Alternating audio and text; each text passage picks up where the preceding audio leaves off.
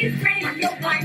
You're guaranteed to have the time of your life because the Mets are really something that ball. Hit those home runs over the wall. East side, west side, everybody's coming down to meet the METS Mets of New York town. And here are your hosts of the MetsCast, Nick Durst and John Brown.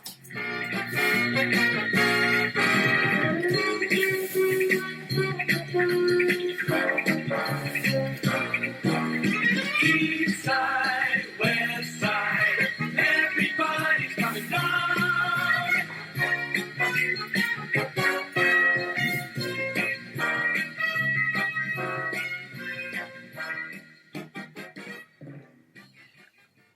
It is the MetsCast, episode 22, right here on WGSports.com. And whether you're listening to us on the website, or on Spreaker, or on SoundCloud, or on iTunes, or Spotify, we thank you for that. Nick Durst here once again with John Brown. And John, it's getting to the end of October, and I can't help but feel like we should be still watching the Mets with the way the Nationals have gotten to the World Series. Mets are a better team. The Mets should be in the World Series, I think, because the Mets would have had done the same results against the Braves, the Dodgers. You know, it wouldn't have mattered. The Cardinals, but it all came down to Edwin Diaz blowing all these saves. The Mets were 4 saves away from being in the playoffs. And, you know, all those blown saves, that ended up costing Mickey Callaway his job. And Mickey Callaway becomes the scapegoat for Brodie Van Wegen for his terrible trade for Diaz and Cano and signing of Jed Lowrie. And now here we are. The Mets are not in the World Series, and they don't have a manager, and they're looking for a new one. Yeah. Listen, Mickey wasn't his. He had his own faults or whatever, but I don't think hanging this on him was fair. You made a great point that if we just had a mediocre closer, we'd be in the playoffs. If we didn't have the worst closer in the league, we'd be in the playoffs. That deal has to be hung on Brodie. That was a huge mistake. Just imagine if the Mets this year would have had Lugo closing the whole year, like how much different of a team this would have been. But I saw, what can you do? Stuff happens. But unfortunately, I just hope the Mets don't compound this mistake. Go out, get another rookie manager, and let Diaz sort of get a clean slate with a new manager and become the closer, or at least break camp as a closer at the end of spring training. If he's closing games next year, I'm going to be very upset. Well, the Mets, they need to sign about 3 closers, and then that way they'll be ready for baseball. Well, let's just get right into it here. So Callaways fired, and before I even talk about the potential candidates, and the candidate that definitely is not going to be with them because he's signed with the Phillies, Mickey Callaway, this guy, he ended up his Mets tenure and his managerial tenure with a winning record, and that's tough with the roster he was given the past 2 years. And for the Mets to win 86 games, last season with a horrendous bullpen and no Cespedes, no Lowrie, and being forced to back Cano third, fourth every day, Mickey did a good job last year, and I think he's just a scapegoat. And if they end up hiring a first-time manager here, I just don't get it. Because why are you going to replace a guy who was a first-time manager 2 years into the job, showed vast improvement, a 10-game win difference from year 1 to year 2, with another rookie manager, unless it's like Brodie wants a puppet. It doesn't make sense to me. And I personally wouldn't have fired Mickey, especially if you weren't going to sign a Dusty Baker, Buck Showalter, Joe Maddon, or Joe Girardi. Yeah, I agree. And it's a weird conundrum there because I think the Mets' success there in the second half, towards the end, when they made that little run where they were, 2 to 3 games out of the second wildcard spot, is actually what ended up getting Mickey fired. And the reasoning is because it shows that the Mets are talented enough where they're really close. So it makes ownership say, if we're almost there, so, maybe we'll clean house on Mickey and we'll get somebody else there. It might also just be that, hey, they want to the GM wants to have his own guy there. Who knows? But Mickey did a good job considering, our highest paid player didn't play at all. He's getting bullied by ownership to play a 36-year-old guy who, not in his body weight. But I will say that there's a lot of times when Mickey's inexperience ended up hurting us as well. From messing with the lineup, to not playing. Some of it I don't know if I can hang it on Mickey or not. But listen, the better lineup's giving you J.D. Davis in the outfield and McNeil at second, and very rarely did that happen. Not until the very end of the season.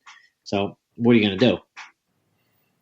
It's tough. And you look at the candidates for the Mets managerial job, and there's nothing really thrills you. One guy so first we'll talk about Girardi.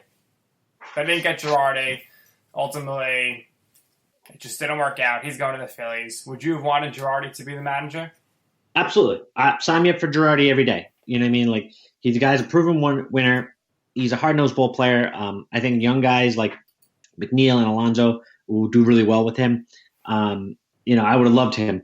And it's a dual factor, too, because signing him keeps him away from Philadelphia, which was a complete dumpster fire this year. Finished with a worse record than the Mets and spent an ungodly amount of money in the offseason. So what I don't understand is, and I'm always probably going to not give the benefit of the doubt to Mets ownership, but he's interviewing for the Mets, he's interviewing for the Phillies. What about those two organizations make you think that, hey, Philly's closer to winning? It's not about the performance last year. And if we come to what's on the roster, the Mets have a ton of very cheap young talent. Now, the Phillies have a lot of talent as well, but a lot of it is getting paid, which means that the payroll is going to be, handcuffed. Here's the thing, John. You don't want to know why Girardi took the Phillies job over the Mets job? Because he wasn't offered the Mets job. He wanted the Mets job. All year on national TV, he's glowing over the job. And he was never offered the job. And you know what? It comes down to he wasn't going to be controllable by the front office. And also, this guy's getting paid a lot of money to be a manager. And whoever they end up hiring is going to make a third of that. Oh, so you think it's just the cheap old Mets, not willing to pay a big-name manager? That could be. That could be, definitely. I think it's a combination of the money and also the fact that Girardi is not going to be a guy who's going to be like, okay, Brody and the analytics team, if you want Cano batting third because you think so, whatever, or, let's make sure that Dom Smith's playing center field. He wouldn't listen to that. He wouldn't do that. So I think that's what the problem is. That is probably true. Because it's a guy not only is it a big name, but it's a guy who's in baseball and established in baseball. He's won a World Series, so he's not going to let some 33-year-old GM who's never been in baseball tell him what to do when it comes to setting a lineup or who to play where. So that's going to be an issue. So I could see them trying to get somebody who's more it's a nice word to say, malleable in the position. I could definitely see that being a factor. They don't want to deal with somebody that's going to, essentially resist them. And it could be the reason that Joe Maddon ended up signing with the Angels. Listen, the Angels have the best player in baseball right now, so it's a great job to get. Mets are easily the best job there is to get right now. I mean, Maddon, he was with the Angels for 33 years, though, before he joined the Rays, so that was a no-brainer. But of all the other jobs, Cubs was there, that's gone out of the Phillies. All the jobs out there, none of them better than the Mets. The Mets have a ridiculously strong young nucleus, and they're a win-now team. They were the fifth best team, or the sixth best team in the NL last year. They had a great run differential. They have the best pitcher in baseball, the best power hitter in baseball, one of the best pure hitters in baseball. This is the job. Girardi wanted this job, but you know what? He wasn't offered it, so how could he accept it? Yeah, that's a real issue. You know what I mean?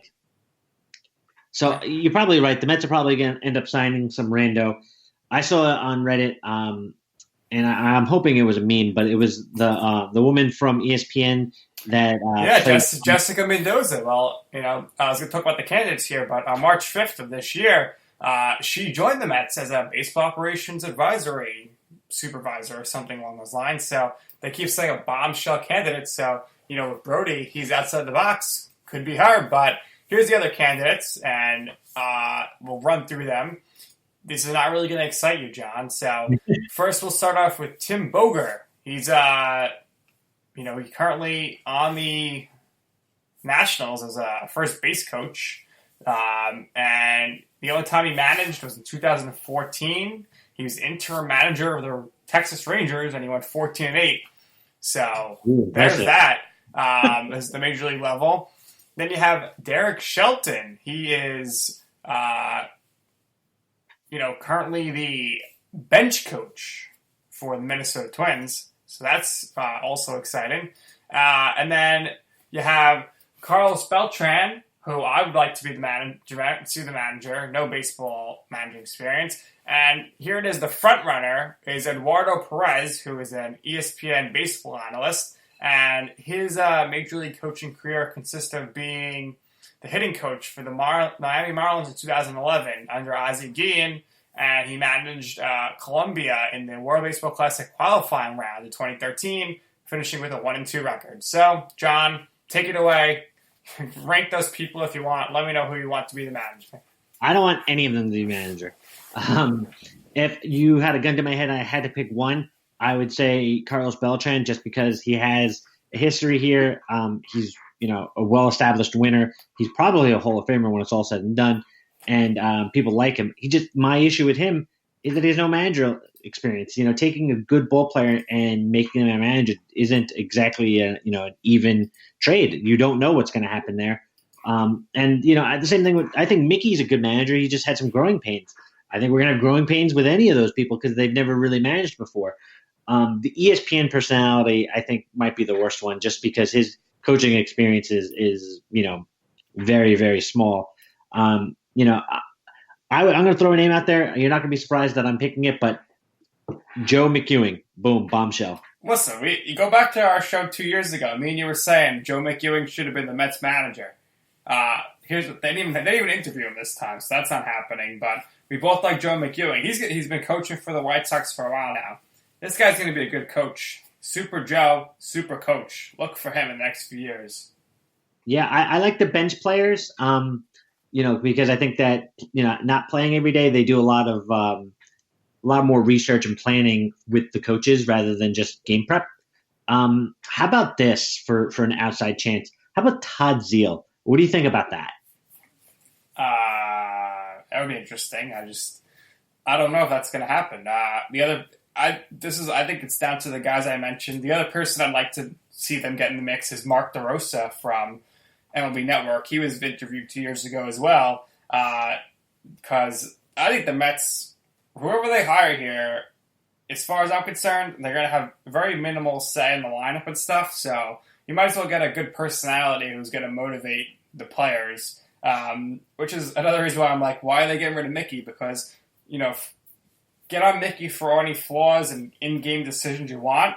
This guy held the team together because even in 2 years ago when they were terrible, they had a really good September. They fought for him. And then this past year, they fought for him. And now you can't say that for a lot of teams where you're so far under 500 that you fight back and you're over it. You finish over 500. The team did not quit on Mickey Callaway. And that's what they need in this next manager. Someone who the team is going to fight for. Yeah, and the Mets had a really rough patch there when they fired their pitching coach where they were, they just lost 4 games to Miami, the worst team in the league. A lot of teams, especially teams with young players, are going to quit on a manager. And they didn't. They rallied in the second half towards the end there. So, I would almost say that the Mets would probably have given Mickey more room to run and been like, oh, the team's not that great if they would have quit on him. Because they didn't, they showed a lot of life where it's, hey, we're really close. Speaking of pitching coach, Phil Reagan, he's 82, but I think they need to bring him back because the ERA differential from before he was pitching coach to after, by the end of the season, the ERA was a whole run less. That's a big deal when we talk about the staff overall, especially when you can look at how horrendous the bullpen was this season. I know. Yeah, I know, Mets Twitter, whatever, killed them for that. Like, oh, this guy used to play with Mickey Mantle. He's so old. But results are results. Baseball isn't exactly, Iron Man powerlifting. It's fine. It's a skill set. So being